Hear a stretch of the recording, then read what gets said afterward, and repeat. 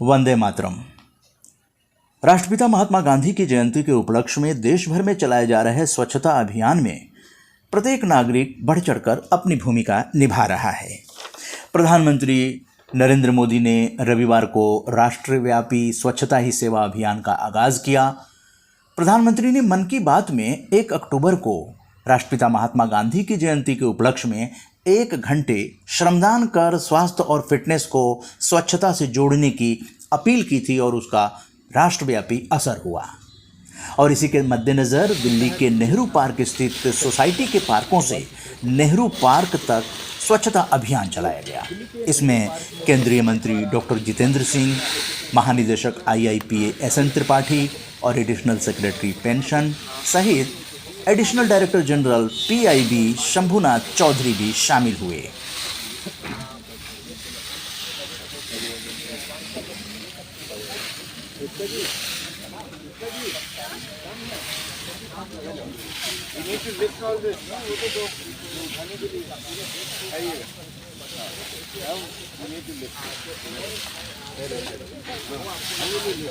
Doctor Jitendra Singh केंद्रीय मंत्री ने क्या कहा, आइए सुनते हैं। दिन को एक अच्छा शगुन मानते हुए एक तरह का एक सांकेतिक ज्ञान, परंतु इसका अर्थ ये नहीं है कि निरंतर अभियान चलेगा नहीं। जैसा आपने ठीक कहा कि 15 अगस्त 2014 को प्रधानमंत्री जी ने लाल किले से आह्वान किया था, उस समय शायद बहुत सारे लोगों को तत्काल ये बात समझ में नहीं आई, लेकिन देखते ही देखते आपने भी समझा, हमने भी समझा और ये जन आंदोलन बन गया। घरों में, कार्यालयों में, दफ्तरों में, कारखानों में, समाज के हर वर्ग में, देश के कोने कोने में जनमानस स्वयं स्वच्छता करने के लिए अपनी भागीदारी निभाने सामने आए।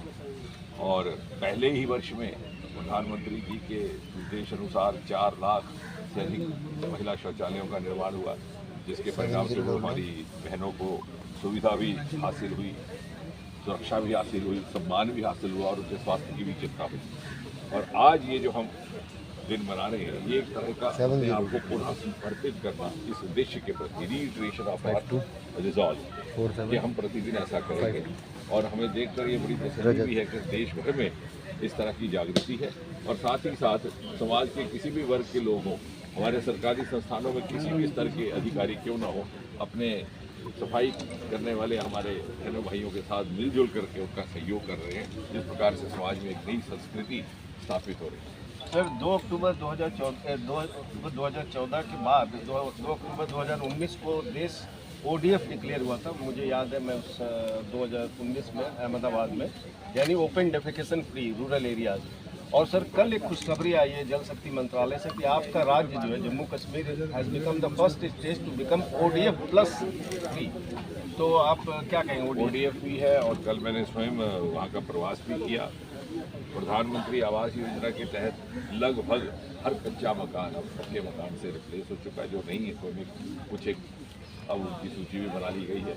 प्रत्येक घर में टॉयलेट, शौचालय है।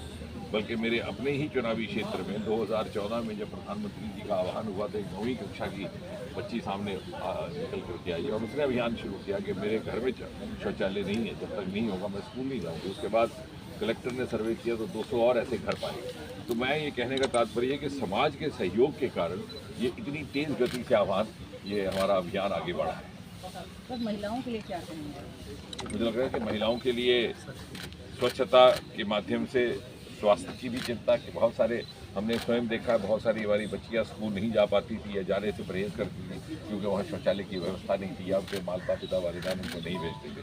दूसरा, बहुत सारे बच्चियों में तरह तरह के इन्फेक्शन जैसे यूरिनरी इन्फेक्शन इसलिए हो जाते हैं कि पर्याप्त शौचालय की व्यवस्था नहीं थी।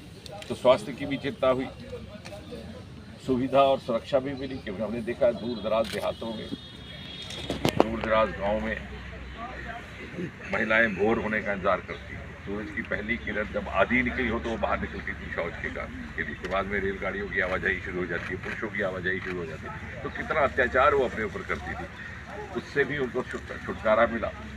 इसके अतिरिक्त उनको सुरक्षा मिली और सबसे बड़ी बात, उनको सम्मान दिया।